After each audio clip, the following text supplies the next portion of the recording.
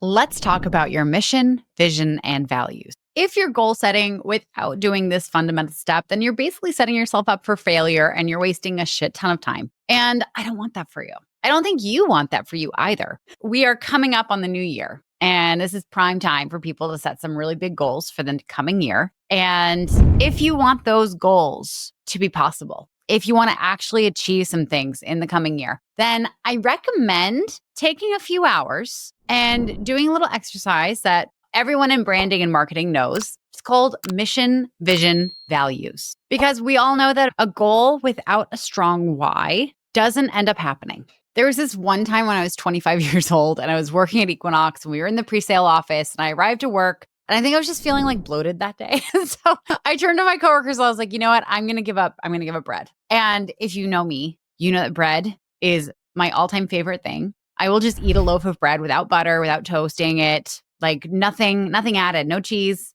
I just love bread. And so I was like, you know what? I'm going to give up bread. And they were like, okay, like unsure why I was announcing it to the room. And this is about like 9:30 or 10 in the morning. I went on lunch at around 11. I came back to the office around 11:30 and I had already eaten half a loaf of sourdough bread. And they looked at me with this massive loaf of bread in my hands and I was obviously chewing. And they're like, I thought you were giving up bread. And I was like, well, it was too hard.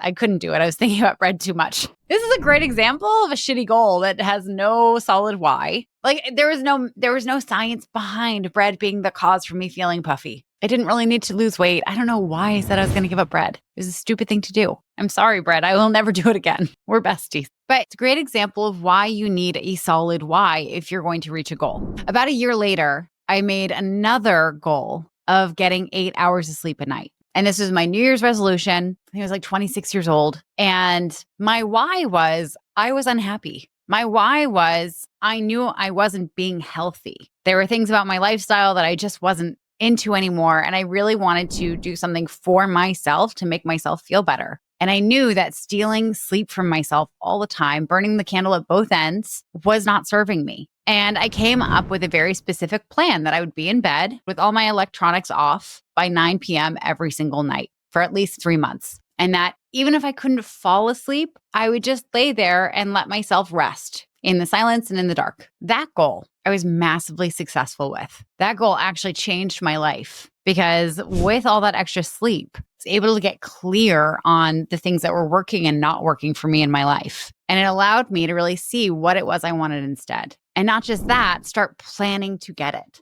And if you need ideas for a good New Year's resolution, I can't recommend this one enough. Now, of course, these are just small goals. They're not the goal for your life, right? A small goal is far easier to reach than your big life goals. I want you to think back on like when you told yourself you're going to do something for 30 days in a row or 100 days in a row.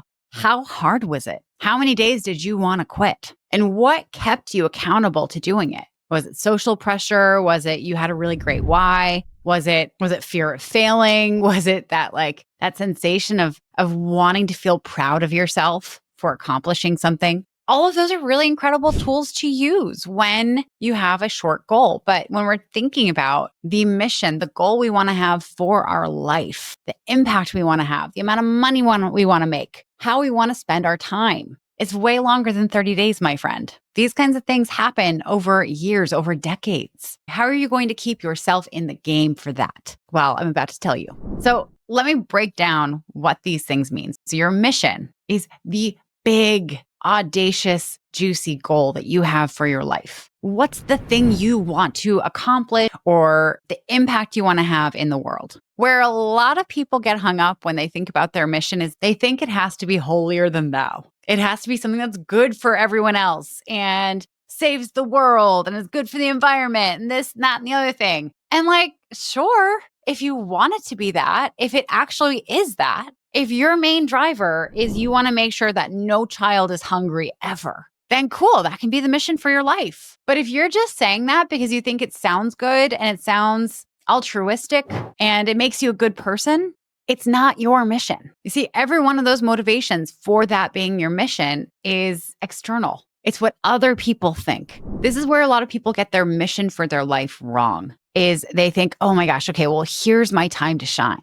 Here's my time to prove how good a person I am, how worthy I am of love and respect and attention. And let me tell you, if whenever you do something to show other people how worthy and deserving you are, it never works. Because if you're surrounded with people who are already withholding love and making you feel like you're worthy and deserving of their respect, guess what? There's no changing that. They're not the right people to have in your life. And love and worthiness and deserving are not things that you can ever earn. They're just things that you have inherently. So let yourself off the hook for the missions that sound good. Your mission can be that you want to make people laugh. Your mission can be that you feel at home in your body. Your mission can absolutely be about ending homelessness. But the reason why you want to end homelessness has to be about you. Has to be about the impact you want to have for yourself. What's the feeling of pride? And I know there's a lot of people who are like, well, pride, isn't that a bad thing? Absolutely fucking not. Pride is just like money.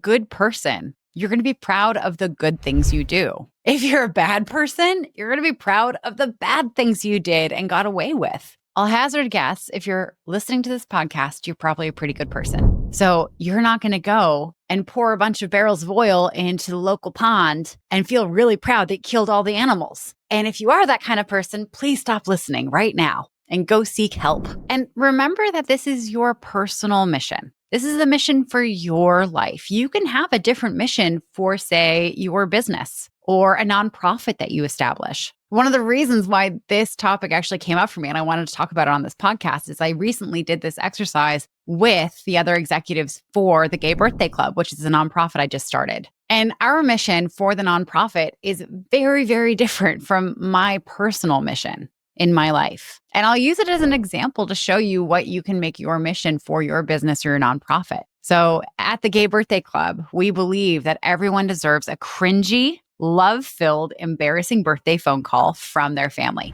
Welcome to the Gay Birthday Club, an all-inclusive organization committed to bringing joy to members of the LGBTQIA+ community to celebrate their birthdays. Choose us as your family. All the love, none of the political arguments on the holidays. That's a beautiful mission for that nonprofit that wants to have that impact. But that's not my personal mission. I deeply want you to spend some time reflecting on what you want. And I want you to think about when you're old and maybe decrepit, can't get around very easily, and you're on your deathbed and there are people around crying. I want you to think about, who would you regret not being in your life if you got to the end of your life and you didn't do this? That gets to be your mission. It gets to be selfish. It also gets to be a little vague, because that's where your vision's going to come in. Speaking of vision, let's talk about what this can be for you. So your vision is aligned with your mission, but instead of it being like the what you want to accomplish, it's the how you're gonna do it. So again, for example, the Gay Birthday Club,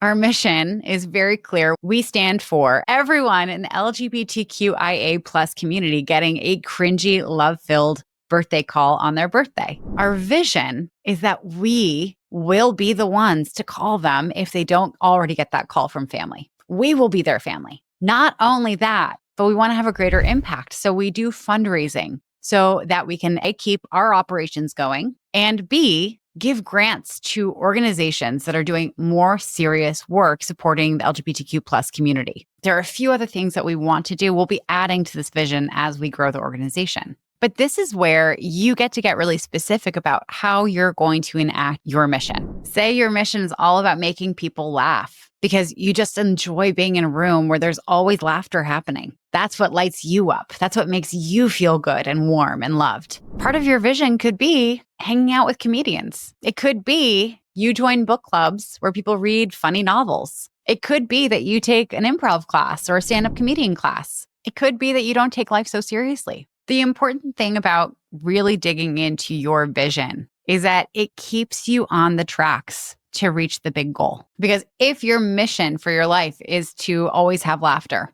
part of that vision doesn't necessarily mean gardening. Like you're going to garden all the time. It can be a hobby you have, but it's not necessarily going to be your life's work, right? It doesn't really land there. And so you're not going to, when you're working towards this goal of creating the life that you want, you're not going to look at that part of your life or that hobby as part of it. So for example, for the Gay Birthday Club, our mission is pretty clear and our vision kind of breaks down how we're going to do it. it wouldn't quite fit for us to also have that we do beach cleanups, right? Because there's no clear correlation between a beach cleanup and making sure that folks in the LGBTQ plus community get cringy love-filled calls on their birthday. Like there's no clear correlation between taking plastic out of the environment and supporting this community. Now, they're both amazing things to do. If you have some free time and a garbage bag and some gloves, I recommend you go down to the beach and do a beach cleanup at any point. Pretty much every beach needs it. But just like in a nonprofit setting, it would be really easy to be like, oh, well, that's a good thing to do. We're a nonprofit. We do good things. I could absolutely have everyone do this. It doesn't quite make sense. It's not on brand.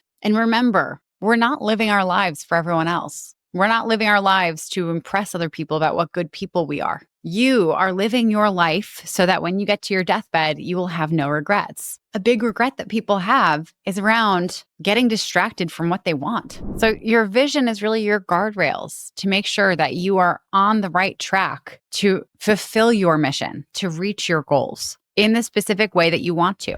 Will it feel selfish sometimes? Abso-fucking-lutely. Will it feel like you're not doing enough in the world? But what was the episode that I said about activism and how like you have to pick one thing to care about? It's better to pick one thing to care about than trying to care about everything. I know that the world wants you to care about everything. I know the world wants you to care about your home being beautiful and hungry children and ending war and being healthy. And yes, these are all worthy things to care about. And also, you are just one person. And depending on your beliefs, this could be your one shot at living this life. So full permission to just pick the one thing that you actually give a fuck about and say no to all the rest. Trusting that there are other people who will pick that one thing to care the most about. I get sucked into this too. I care about the environment. I care about women's rights. I care about a whole lot of things. And it's really easy to want to do work in all of them. But if I try to do work in all of them, I'm going to make barely any progress in all of them. But if I pick one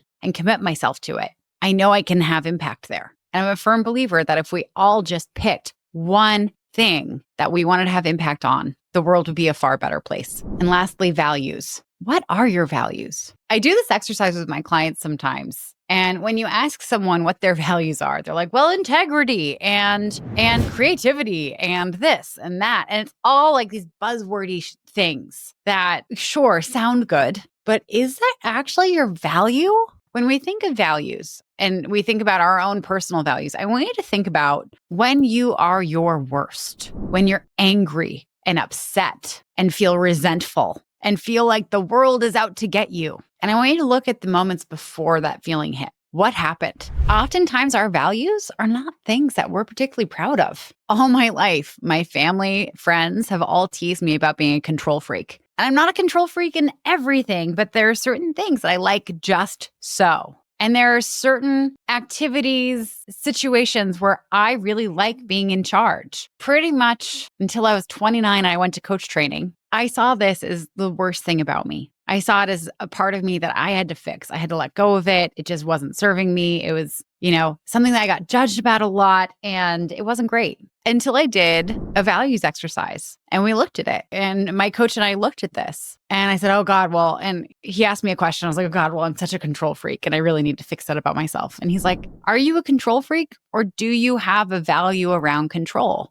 Do you have a value around being the one who is accountable to the outcome? What happens when things are out of control? What does it make you feel? And for me, being in a situation that feels out of control makes me feel helpless, makes me feel like I'm a victim. Because often I can see, well, this is the one thing that we need to fix to make this better. And if I can't do that, I just feel like my hands are tied. And I hate that. I also have a value that I call labradoodle because I can't think of any other way to describe it. And this value, and of course, this is not something that if you were to list off what your values are, you'd say, oh yeah, labradoodle, it's absolutely something that makes sense because you don't know what it means for me, right? It might mean something completely different for you. For me, when I think of a labradoodle, I think of a being that is just endlessly happy and finds a fun way to do absolutely everything. I think of a being that is so confident that they deserve whatever they want. They will just beg for it.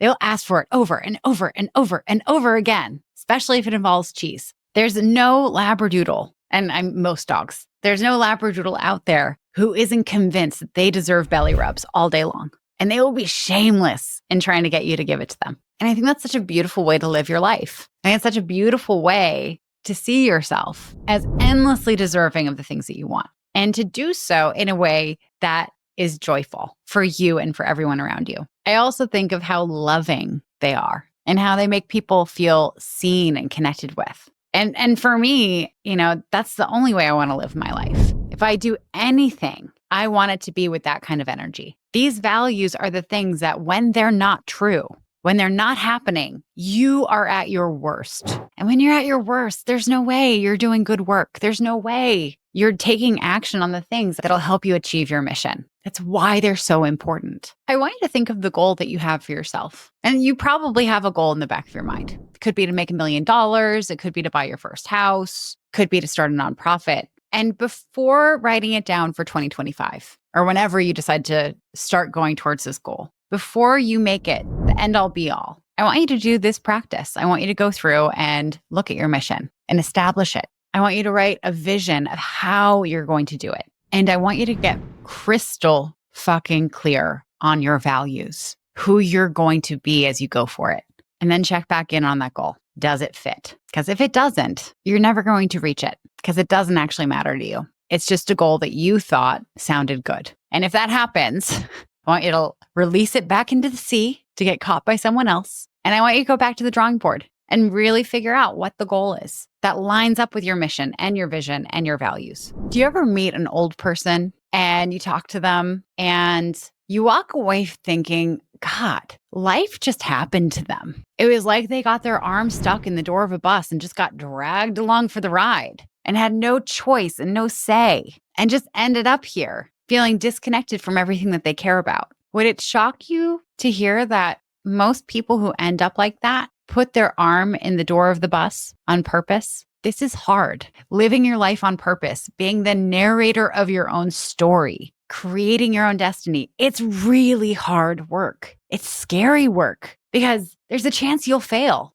And this is something you care so deeply about. That failure is terrifying, or the potential for failure is absolutely terrifying. But there's a difference between the old person who life just happened to them and the old person who gave it their best, who lived life on purpose, who wrote their own story, who had a mission and did everything they possibly could to reach it. And even if they failed, they're a completely different person on their deathbed. They don't have any regrets because they know that they gave it their all. And that, my friend, is what I want for you. So stop being a weenie and go do it.